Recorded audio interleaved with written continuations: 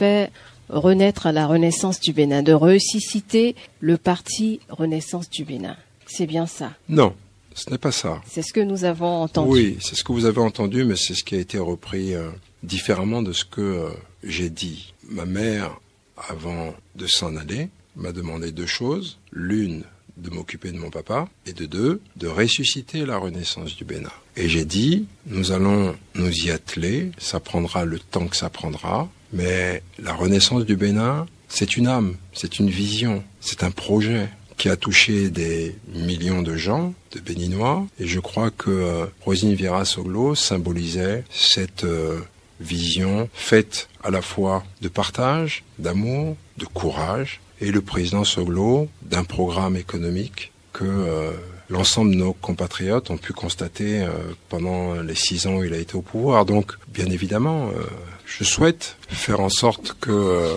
on puisse ressusciter le parti, mais bon, ça prendra le temps que ça prendra.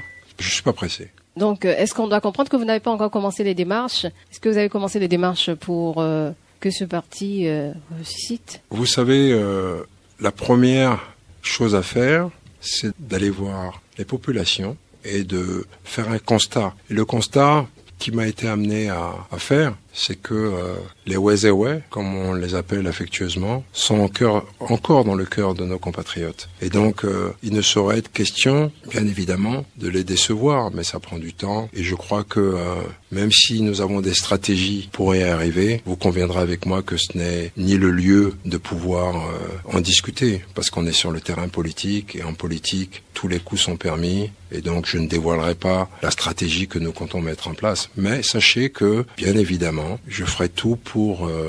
Ma mère m'a demandé quelque chose. Je ne sais pas si je vais y arriver. J'essaye, tant bien que mal, de m'occuper du président Soglo.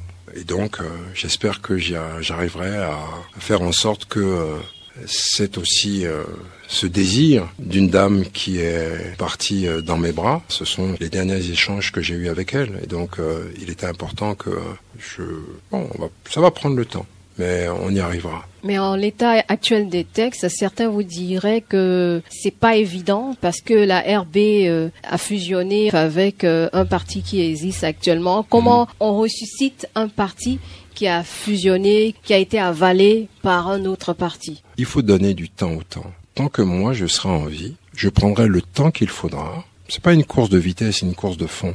Et donc, quand vous êtes dans cette démarche, la problématique que vous venez de soulever, oui, elle est là, mais bon, moi, je suis pas dans une course de vitesse. C'est pas un obstacle de taille, ça. Des hommes pondent des lois, et d'autres hommes peuvent venir pour défaire ces mêmes lois et pondre d'autres lois. L'essentiel, c'est d'avoir cette volonté, ce désir, et de se donner du temps. Et j'ai tout le temps qu'il me faut. Vous savez, quand on revient de l'antre de la mort, on se dit, oui, on a le temps de faire des choses. Et je prendrai le temps qu'il faudra pour à la fois proposer cette vision à mes concitoyens, parce que derrière la Renaissance du Bénin, c'est pas simplement le désir de Madame Rosine Vieira-Soglo de ressusciter son parti, c'est les valeurs qui sous-tendent cette âme. Mais c'est aussi des procédures administratives à remplir. Oui. C'est aussi être légalement reconnu. Oui, tout à fait. Tout à fait. On prendra le temps. Donc c'est pas pour demain. Après-demain ou après-demain. C'est une dynamique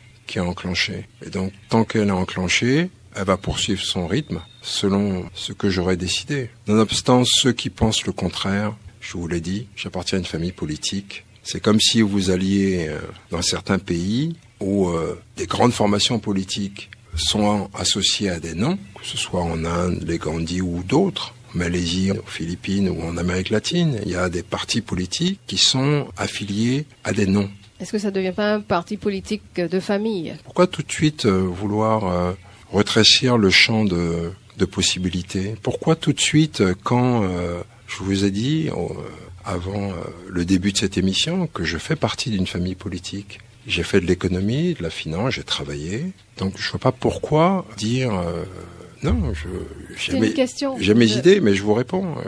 J'ai mes idées, je suis fait de chair et d'os. J'ai passé des diplômes. C'est pas, vous savez, quand vous restreignez le champ en disant Mais dites-moi, c'est mon père et ma mère qui ont passé mes diplômes à ma place? Non, on ne remet pas du tout en cause sans remettre en cause, non, mais sans remettre en cause mes compétences, vous restreignez par votre question, et je suis désolé, beaucoup de gens au Bénin, pourquoi n'aurais-je pas la possibilité d'opiner sur la vie politique de mon pays? Vous savez, quand on est en démocratie, si ce que vous dites a du sens pour certaines personnes, elles vous suivent, elles vous encadrent, elles font en sorte que vos idées soient étayées par les leurs. On n'est pas dans une dictature où on va contraindre les gens de suivre Gagnon Soglo si demain il ressuscite la renaissance du Bénin ou toute autre formation politique. Donc, en fait, certains Béninois se demandent comment vous allez arriver à atteindre cet objectif-là, puisque il y a eu une bataille judiciaire qui a été gagnée par un camp du parti, et ce camp a fusionné avec un parti de la mouvance actuelle.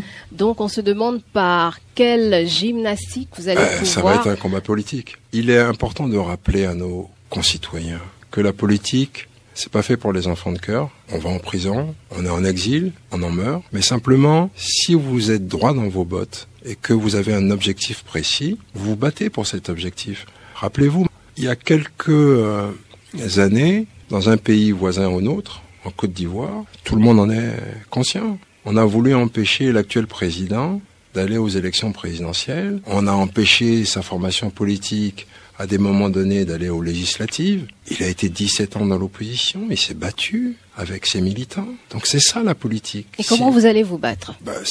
Vous allez vous battre contre qui et comment? C'est pas ici que je vais vous faire part du combat politique que je vais mener. Depuis les années 90, je fais de la politique, donc j'avais plus de 30 ans de politique derrière moi. Tout ce que je peux vous dire, c'est que on va se battre, c'est tout. Après, il y a des aléas.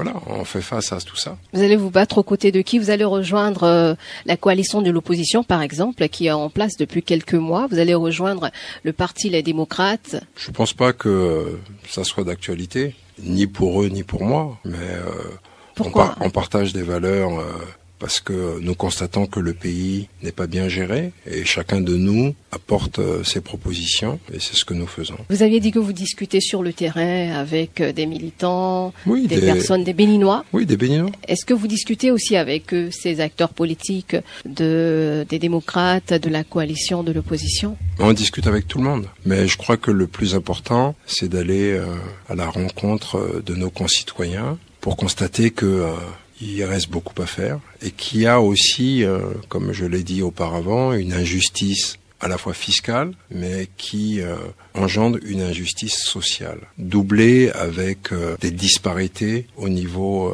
des départements. Donc, quand vous constatez que malheureusement, aujourd'hui, au Bénin, nous avons un médecin pour 14 000 habitants, alors que l'OMS nous dit qu'il faudrait un médecin pour 10 000 habitants, quand vous constatez que nous avons 6 infirmiers ou sages-femmes pour 10 000 habitants, alors que dans la norme de la sous-région, vous avez 14 infirmiers et sages-femmes pour 10 000 habitants. Donc ça prouve que à ce niveau-là, tout reste à faire, mais vous avez en plus, malheureusement, des disparités régionales. Quand je parle de un médecin pour 14 000 habitants, vous avez un médecin pour 25 000 habitants dans le nord de notre pays. Vous avez des déserts médicaux et donc il faut écouter les gens et essayer de leur apporter des solutions. Il y a quand même des réformes dans le secteur afin d'améliorer la situation. Vous considérez ces réformes comme un échec? Je crois que c'est un échec. Vous savez, un pays comme Cuba a amené la santé vers les citoyens et pas le contraire. Donc, c'est possible. On peut changer de paradigme. Et ce qu'il faut proposer à nos concitoyens, c'est une nouvelle politique. On ne peut pas être simplement enfermé dans ce paradigme. Certains applaudissent ce paradigme. Il nous reste beaucoup à faire. Et surtout, on peut proposer à nos concitoyens de changer de paradigme. Mais il y a des analyses, des études qui sont publiées, qui parlent de progression au Bénin, classement.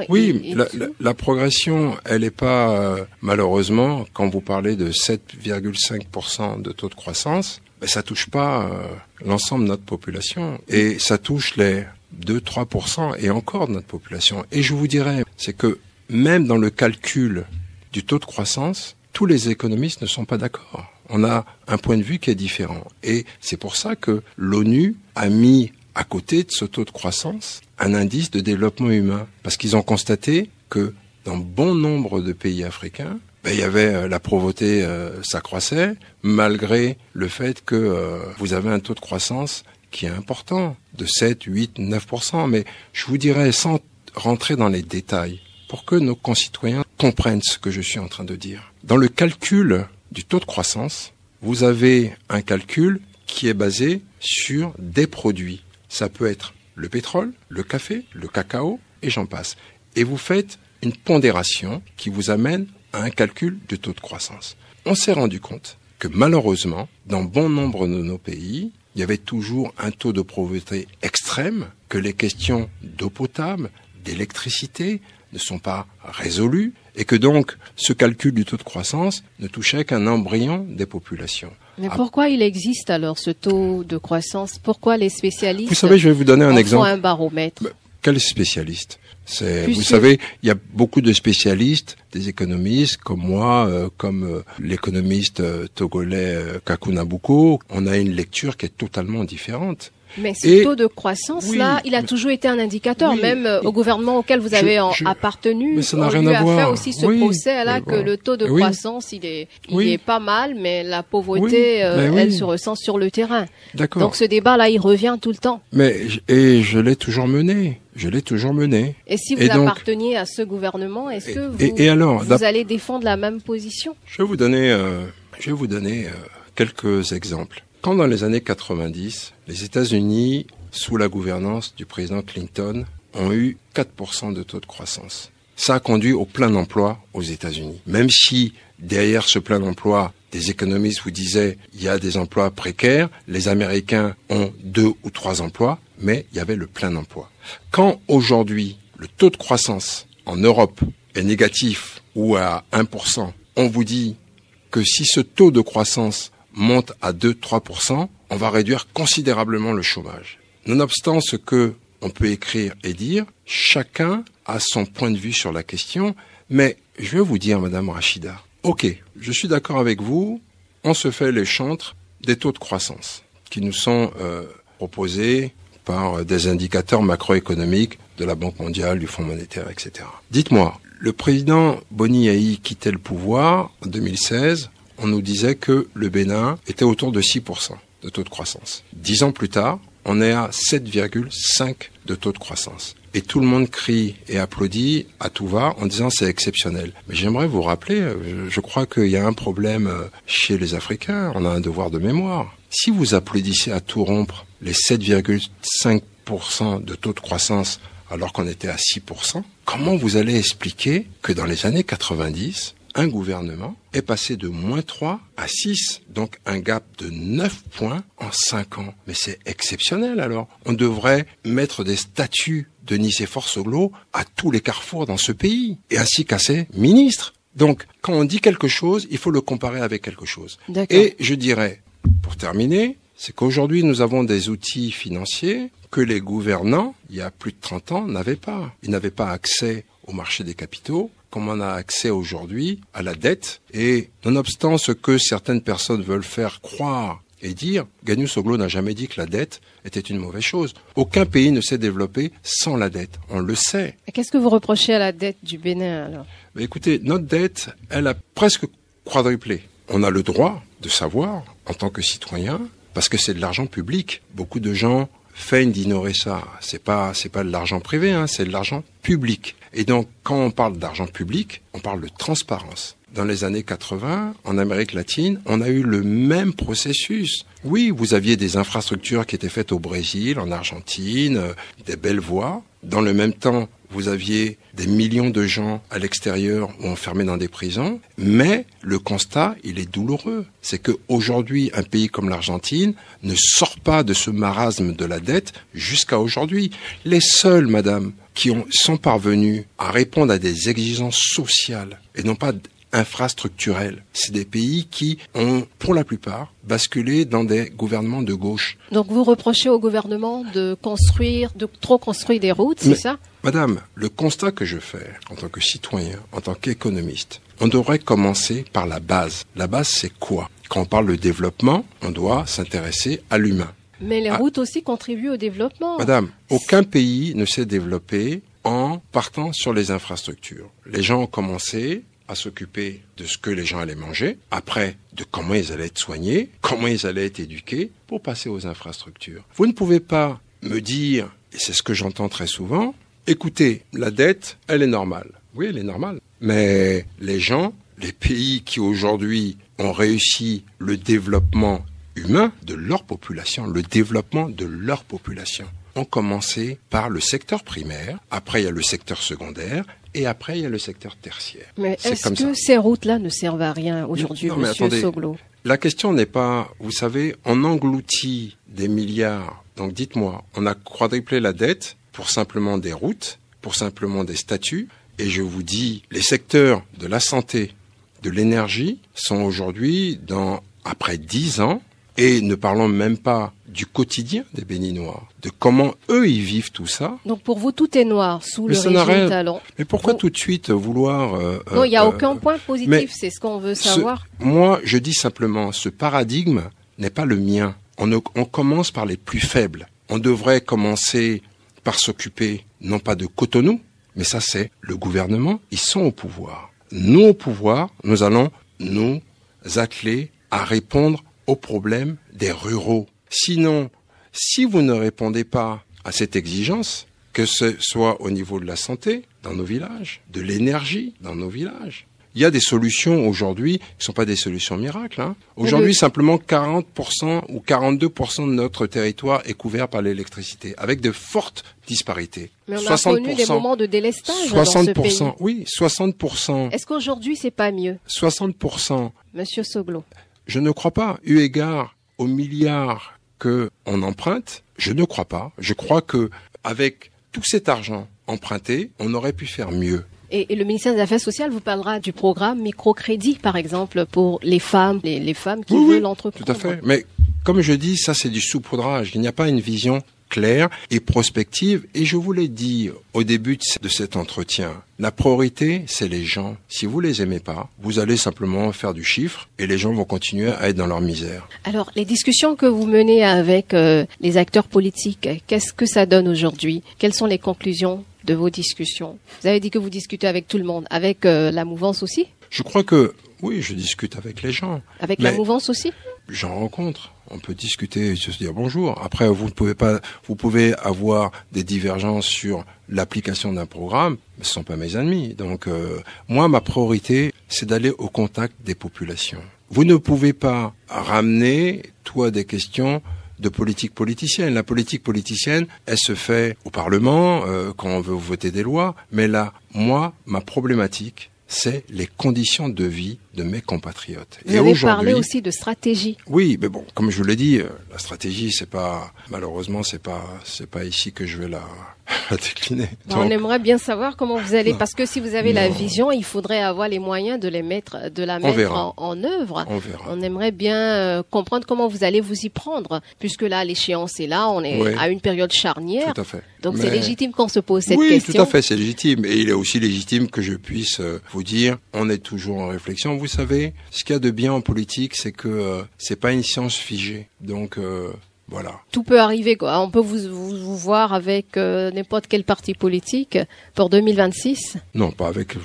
Je ne crois pas que les gens de la mouvance, alors que je critique le programme qu'ils implémentent dans notre pays, en moi-même, en disant le premier programme, c'est vis-à-vis des Béninoises et des Béninois. On doit pouvoir, comme l'a fait le président Lula en 8 ans au Brésil, de façon concrète. Il a sorti 40 millions de Brésiliens de la misère qui sont passés et qui sont devenus des gens qu'on a pu identifier de la classe moyenne aujourd'hui brésilienne. C'est pour ça que le mythe du président Lula perdure toujours. Donc aujourd'hui, il faut dire à nos concitoyens qu'une politique différente est possible, bien évidemment, beaucoup plus sociale. Vous ne pouvez pas demander à l'entièreté de votre population de se serrer la ceinture, quand d'autres font de l'optimisation fiscale, ne paient pas d'impôts dans notre pays. Moi, je ne suis pas quelqu'un de carcan. C'est pas parce que des gens nous ont dit il faut faire ça qu'on doit faire ça. Les Asiatiques ont leur propre développement, les gens du Moyen-Orient le leur, et on va pas à chaque fois dire si vous faites des zones comme celles que nous voyons à la GDIZ, il faut que toutes les entreprises qui viennent soient exonérées. Non, on peut faire des zones où on dit à des entreprises de venir travailler dans notre pays. L'État met à la disposition de l'eau, de l'électricité. Vous employez des gens qui sont payés convenablement. L'État doit aussi se soucier de ça. Et surtout, même si vous payeriez moins d'impôts chez vous, mais vous payez des impôts au Bénin parce que tout le monde doit pouvoir mettre la main à la pâte. Donc l'ODIB aussi, c'est pas vraiment, c'est un échec. Je dis, vous avez à la fois une fiscalité qui étrangle les PME, PMI, et de l'autre côté, vous avez des entreprises à qui on accorde, c'est pas moi qui le dis, c'est factuel. Ces entreprises ont des exonérations. Est-ce que vous trouvez ça normal? Pour quelle raison? Et c'est pas comme si elles proposent des salaires qui sont des salaires mirobolants à nos travailleurs. Mais on a vu des images de votre père sur le terrain là-bas qui a applaudi, apprécié ce qui s'y passe. Vous en êtes là, Madame Rachida. On a vu, c'est vrai que vous avez chacun vos opinions. Voilà, bon alors pourquoi vous voulez...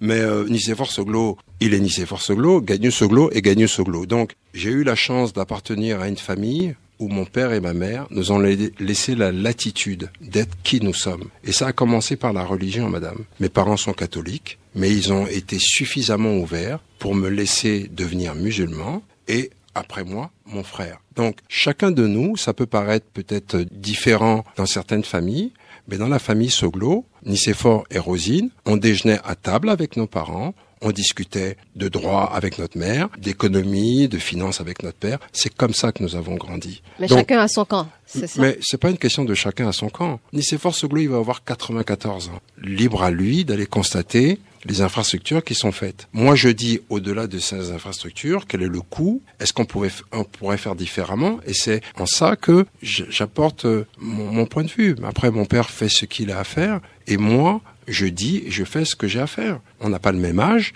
Il a été président de ce pays. Et à chaque fois que j'entends ça, moi, ça m'interpelle pas. Mon père a le droit d'aller constater de visu ce qui se passe dans ce pays. Mais est-ce que vous en parlez ensemble? Après son constat, qu'est-ce que vous avez échangé avec lui? Vous lui avez dit... Mais bien sûr, on en parle. Mais bon, après, j'ai pas besoin d'étaler ça ici. Je veux vous dire, puisque on en est aux confidences, puisque c'est vous qui avez amené le nom de Nicéphore Soglo dans notre conversation. Mais dites-moi, vous seriez à ma place, on vous aurait tiré dessus dans ce pays. Comment est-ce que vous verriez-vous le fait que quelqu'un de votre famille puisse opiner en bien ou en mal sur ces infrastructures? Vous diriez quoi, vous? Moi, j'ai eu simplement la chance de grandir dans une famille où il y a beaucoup de tolérance. Et donc, grâce à cette tolérance, on accepte beaucoup de choses. Voilà. Maintenant, Nicéphore Soglo, et je le redis parce que on sera appelé encore à le redire, Nicéphore Soglo et Nicéphore Soglo, Liadi Soglo et Liadi Soglo, Gagnon Soglo et Gagnon Soglo, Rosine Vieira Soglo qui n'est plus là, était Rosine Vieira Soglo. Maintenant, moi, en tant que homme politique, je constate un certain nombre de choses, j'en fais part à mes concitoyens. Dans ce débat-là, il n'y a pas d'objection au fait que Nicéphore Soglo aille constater les infrastructures du président Talon. Monsieur Gagnon Soglo, quels sont vos rapports aujourd'hui avec le président de la République, l'actuel? Et les présidents de notre pays? Vous avez des rapports particuliers avec lui? Non, pas du tout. Vos derniers échanges remontent à quand? 2016. 2016? Oui. Et après 2016, plus rien? Plus rien. Pourquoi? Parce que il n'a pas besoin de me parler et moi non plus, donc c'est tout. Le jour où on aura besoin de se parler, on se parlera. Par exemple, les propositions, les critiques que vous avez, vous ne lui portez pas ça directement? Non. Pour vous, c'est pas la peine ou quoi? Non, mais il gère notre pays, il a autre chose à faire que d'appeler Gagnon Soglo pour lui parler. Donc, je cours après personne. Hein. J'aimerais vous rappeler, mon père a été chef de l'État. Il y a des gens, oui, ça vous fait peut-être sourire, mais vous savez, le pouvoir est un aimant. Quand Nicéphore Soglo était président de la République, j'ai mis les pieds 2 fois à la présidence. Et je n'ai jamais suivi en visite officielle. Donc, pourquoi voulez-vous que je cours vis-à-vis de quiconque Donc, non. Si ça doit être le cas, ça sera le cas. Mais si c'est pas le cas, c'est pas le cas. D'accord. On va tourner une autre page de cette émission. Vous préparez la sortie d'un livre sur l'ex-première dame, justement. Ouais. Madame Rosine Soglo. Ce sera quand et Bah, est-ce qu'on écoutez, peut avoir un aperçu de ce livre? Le livre a déjà été édité. Avant de partir, ma mère m'avait demandé d'éditer ses mémoires. Donc, nous l'avons fait avec l'aide d'une éditrice française. Ces mémoires ont été édités aux éditions Sepia. Sepia fait partie du groupe L'Harmattan. On aurait dû, depuis de nombreux mois, lancer cet ouvrage, Une Amazone des temps modernes. C'est le titre des mémoires de Rosine Vieira-Soglo. Mais la santé du président Soglo n'a pas permis encore qu'on puisse faire ce lancement. On aurait aimé le faire dans les prochaines semaines, mais le président, mon père, va encore pour ses soins. Donc, ça sera à son retour. Mais le livre est déjà là. Sa vie depuis toute petite, jusqu'à la fin de sa vie. Avoir eu une dame comme elle, comme mère, à la fois, c'est vrai qu'elle prenait beaucoup de place, mais on s'en plaignait pas. Elle a été une dame très courageuse, battante, exigeante. Et comme elle le disait elle-même, elle a eu une très belle vie aux côtés de Nicéphore Dieudonné Soglo. Alors, on va passer à notre dernière rubrique de cette émission. C'est le oui-non, Oui. Monsieur Soglo. D'accord. Je vous explique un peu comment ça se passe. C'est une série de questions où D'accord. vous répondez par oui ou Ou par par non. non. Vous justifiez vos D'accord. oui et vos non. D'accord. Vous avez droit à un joker, un D'accord. seul, parmi la série de questions. D'accord. Est-ce que ça vous convient comme ça? Bon, on va essayer. On y va donc. Première question pour vous, Monsieur Ganiou Soglo. En termes de gouvernance et de résultats, l'ancien président Nicéphore Soglo est-il le meilleur des chefs d'État ayant dirigé le Bénin de 91 à ce jour, puisqu'il y en a eu 4, votre père, le général Mathieu Kérékou, Boni Yahi et Patrice Talon. Oui ou non? Oui. Question numéro 2. L'ancien président Nicéphore Soglo est-il aujourd'hui allié du président Patrice Talon? Oui ou non? Joker. Joker. Donc on met joker pour le numéro 2. On continue avec le numéro 3. Vos successeurs au ministère des Sports ont fait mieux que vous, oui ou non? Non. Quatrième question. Êtes-vous prêt à demander une grâce présidentielle pour votre frère Léadi Soglo au président Talon, oui ou non? Ben là, je dirais joker, même si j'ai pas le droit à ce joker parce que je peux pas. Mais on vous entendra là-dessus quand D'accord, même. ok. Et on va défiler les autres questions. Mhm. Alors, la prochaine, numéro 5. Accepterez-vous d'être présenté par le parti Les Démocrates en 2026 aux législatives? Oui. Les législatives, c'est pour janvier prochain. Vous nous donnerez les détails Ah. dans quelques instants. Pour les législatives, vous avez dit. Oui. Non. Non, mais pour la présidentielle? Oui. Pour la présidentielle, oui. Pour les législatives, non. Dernière, l'implication forte de la famille, c'est-à-dire épouse, enfants, frères et sœurs, dans la gestion du pouvoir, quand on est chef d'État, est-elle une bonne chose, oui ou non? Oui. On a fait le tour de la série de questions. On va maintenant vous donner la parole pour vos justifications, vos explications sur ces oui et ces non. Monsieur Ganiou Soglo, vous avez dit oui pour la première question. En termes de gouvernance, Nicéphore Dieudonné Soglo, oui, il est passé de -3 à 6, malgré la dévaluation, donc 9 points, et il a impacté durablement certains secteurs de l'économie de notre pays, le coton, les pavés, la gouvernance, malgré le fait qu'il n'ait jamais eu de majorité à l'Assemblée nationale. Ça ne l'a pas empêché, avec ses gouvernements successifs, d'impacter socialement et favorablement nos compatriotes. Donc pour vous, c'est le meilleur jusqu'aujourd'hui. Ouais. Est-ce qu'il n'y a pas un peu de, on va dire, la fibre Non, familiale qui est agitée là? Je donne des chiffres, je reste factuel. Le secteur du coton était moribond. C'est sa vision qui a permis qu'aujourd'hui, le chef de l'État soit considéré comme le roi du coton. Il a lancé les pavés, il a lancé des chantiers. Sous sa gouvernance, nous avons eu des champions nationaux. Le président actuel, la Géture avec Monsieur Coty, les routes avec Adéossi. Donc oui, vous avez combien de champions aujourd'hui après 10 ans de gouvernance du président Talon? Vous en avez? Vous en voyez, vous? Est-ce qu'il n'y a pas un peu de similitude parlant de route? Non, mais attendez, on est en train de dire que les présidents sont quand même payés par la collectivité pour travailler, non? Oui, donc, et puis dans le temps, des gens disaient qu'on ne mangerait pas de pavés. Oui, bon, aujourd'hui, donc vous finalement, dites que la route, non, c'est pas... Je dis... Il faut commencer par autre chose. Je dis il faut commencer, la route vient après. Parce que, en termes de... Je parle bien de gestion du bien public. Si vous faites des routes où il n'y a pas de péage, vous faites des routes, oui. Mais est-ce que vous faites des dessertes rurales? Est-ce que vous désenclavez? Oui, on a fait des routes à Cotonou. Oui. Rien qu'à Cotonou? Non mais, madame, on a reprofilé des voies. Bétérou. On ne sait pas. Je dis bien, nous avons reprofilé des voies à coût de milliards. Nous ne savons pas combien ça nous coûte, combien ça coûte à la collectivité.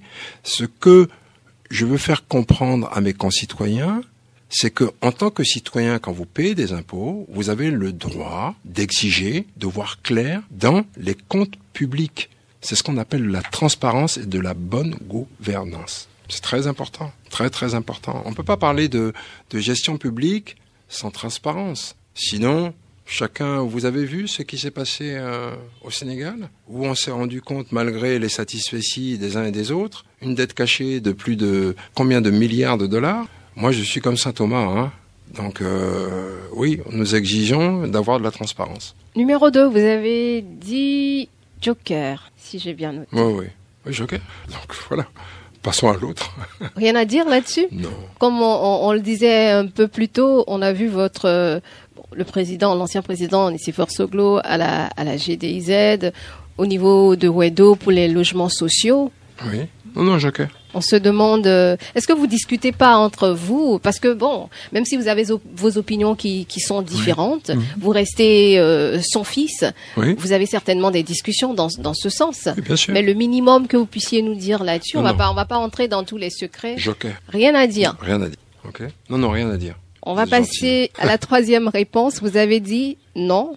Là, on vous demandait, est-ce que vos successeurs au ministère des Sports ont fait mieux que vous? Oui, je dis non. Là encore, tout est une question de vision. Quand j'ai été nommé ministère des Sports, j'ai fait un constat lucide, eu égard à mon parcours, mais parcours de jeune homme qui aime le sport. Et on a fait quoi? On a proposé 4 grands axes à nos compatriotes, clairs et nets. Le premier, le sport commence d'abord à l'école. Comme les classes sportives, là.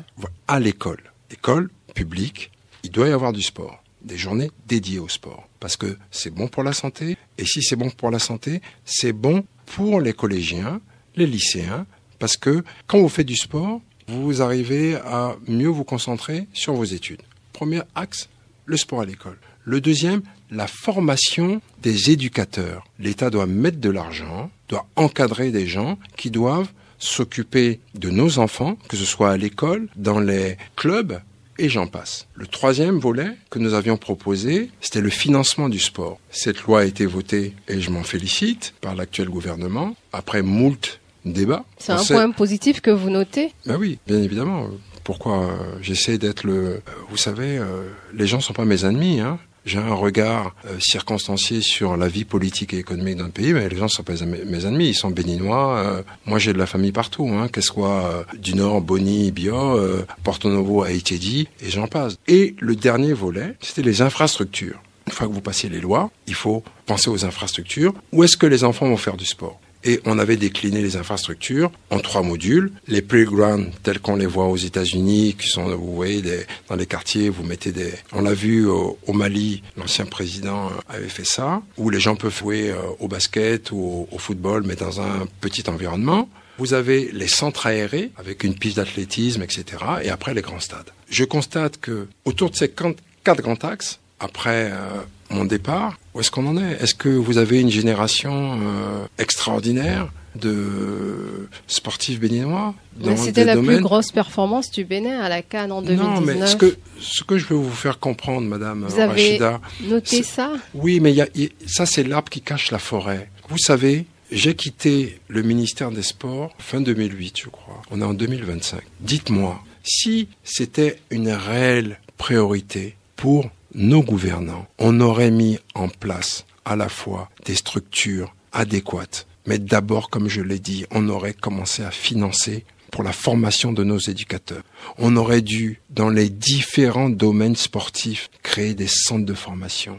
En fait, le sport reflète aussi, quand vous avez des sportifs qui émergent, c'est tout un pays qui émerge. Les gens du Moyen-Orient l'ont compris. Derrière le sport, c'est du soft power que vous faites au niveau politique. Donc c'est pas quelque chose qui est à prendre à la légère. En plus, il y va de la santé de votre population. Les gens doivent faire du sport. Donc oui. Donc en dehors du financement, le reste, il n'y a pas eu d'évolution. Écoutez, on nous a indiqué qu'il y avait eu énormément de stades qui ont été construits au Bénin. Il y a toute une polémique autour de ça. Vous savez, quand j'ai été ministre des Sports, on a rénové le stade de l'Amitié pour 200 millions de francs CFA. À l'époque, nous avons eu l'aval de la CAF. On a pu organiser des matchs de la CAN, etc. dans notre pays. Des années plus tard, on vous parle de milliards qui ont été dévolus à la réfection du stade de l'Amitié. Dites-moi, où est-ce que nos équipes nationales vont jouer leur match de football? En Côte d'Ivoire.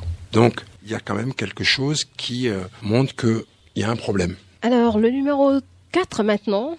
Non, êtes-vous prêt à demander une grâce présidentielle pour votre frère Léa Dissoglo au président Talon? Vous savez, je préfère que ça soit joker. Vous me posez une question, mais je vais en arrêter là. C'est un sujet qui est douloureux pour notre famille.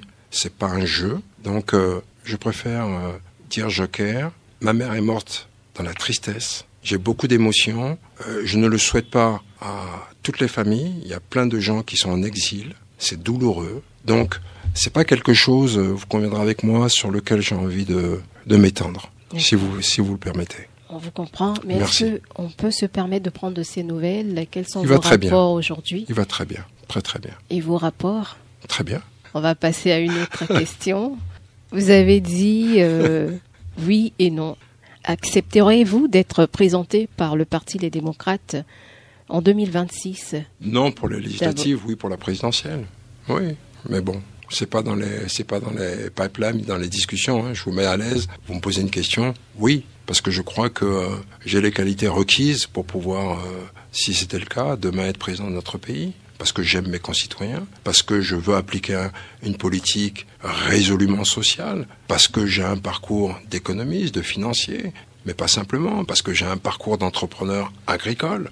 Donc je connais les problèmes liés à l'environnement, à la question des ressources. Donc oui, mais maintenant, je discute pas avec les démocrates pour leur demander d'être. Je crois qu'eux-mêmes ils ont leur propre candidat. Donc, mais maintenant, par ailleurs, je ne tiens pas à être député. Non, c'est plus mon combat celui-là. Pour vous, c'est le fauteuil présidentiel. Si ça devait l'être, oui. Il n'y a que ça qui pourrait le reste, je crois que on peut être utile différemment pour son pays, mais je suis encore en bonne santé. Et si les mains de mes ancêtres m'accompagnent, oui. On doit voir la politique sur le prisme de nos concitoyens. Moi, je ne tiens pas à avoir le dictat de telle ou telle agence de notation, on fait avec, ni des bailleurs de fonds. D'ailleurs, ils nous indiquent clairement que quand ils viennent dans nos pays, ce sont les gouvernants qui leur donnent les statistiques qu'ils veulent. C'est pas la Banque mondiale ou le Fonds monétaire qui vient au Bénin, qui fait toute une étude pour savoir est-ce que il y a tel ou tel secteur qui vont bien ou pas. Et c'est avec ces éléments-là qu'ils repartent et font leur appréciation. Excusez-moi de vous poser cette question, mais est-ce que vous faisiez ces remarques-là quand vous étiez au pouvoir? Quand vous apparteniez à un gouvernement, c'était pas la même technique? Mais vous savez, je vais vous dire, vous oubliez que nous sommes dans un régime présidentiel. C'est le président qui décide, c'est pas ses ministres. D'autre part, quand je suis arrivé au gouvernement appelé par le président Yahya Boni, je n'étais qu'un petit, parce que c'est comme ça que ça s'est mis dans la tête de nos concitoyens, un petit ministre des Sports et après un petit ministre de la Culture, même si nous avons essayé de faire le maximum.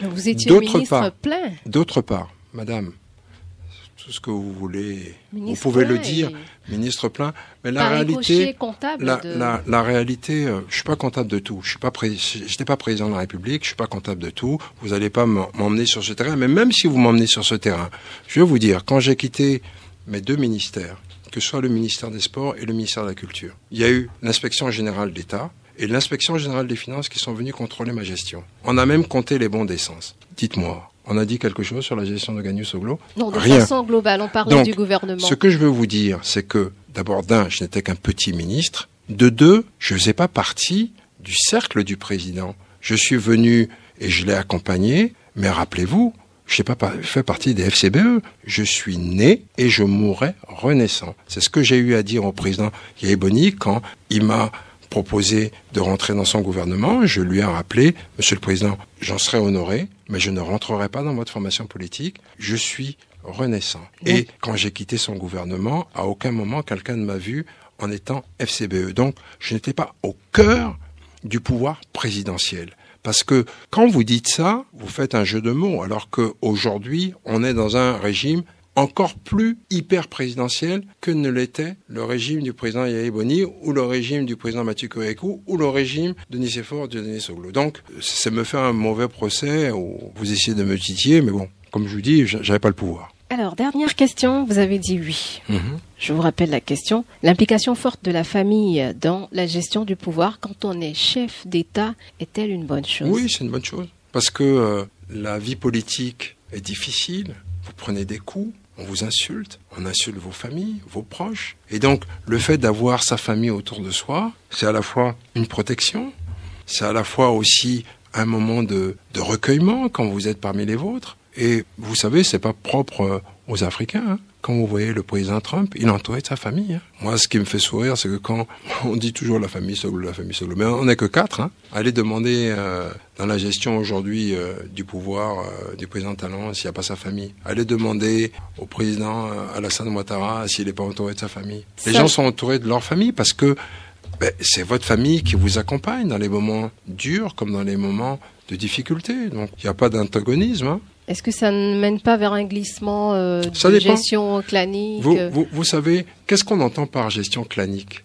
Moi, ce qui me faisait rire, c'est que j'ai entendu tout ça pendant des années sur la gestion de mes parents. Mais dites-moi, on a dit quelque chose sur la gestion de l'argent public de Roselyne Vieira Soglo ou du président Nicéphore Dieudonné Soglo? Si c'est le fait d'avoir vu Roselyne Vieira Soglo à côté du président Soglo, mais ça a été une avancée. Avant, on ne voyait pas le président Mathieu Koyekou avec sa femme. Aujourd'hui, ils ont posé les bases d'une famille moderne où on voit, vous êtes bien placé, vous êtes une femme. Quoi? En tant que femme, on doit vous considérer comme du n'importe quoi? Nicéphore et Rosine ont montré aux Béninoises et aux Béninois que oui, on doit respecter la femme. Elle est ce que l'homme a de plus précieux. Est-ce que ça ne nous emmène pas à confondre les intérêts de la famille et de l'État, pays? Vous savez, si vous, en tant qu'individu, vous séparez les choses, vous n'avez pas de problème. Je pense que c'est juste une question d'éthique personnelle. Si vous voulez confondre, oui, il aurait été facile pour le président Soglo et moi-même de mettre la main sur la filière coton. Quelqu'un aurait dit quelque chose? Mais après, chaque famille a son éthique. Nous sommes des intellectuels qui avons géré l'État depuis la nuit des temps. On sait ce que c'est que gérer l'État. Et entre gérer l'État et gérer ses poches, il y a deux mondes différents. Donc voilà, donc pour nous, ça n'a jamais été un sujet difficile à aborder chez nous parce qu'on arrivait toujours à faire la part des choses. Il n'y avait pas d'amalgame, de mélange de genres. Aucun mélange de genres.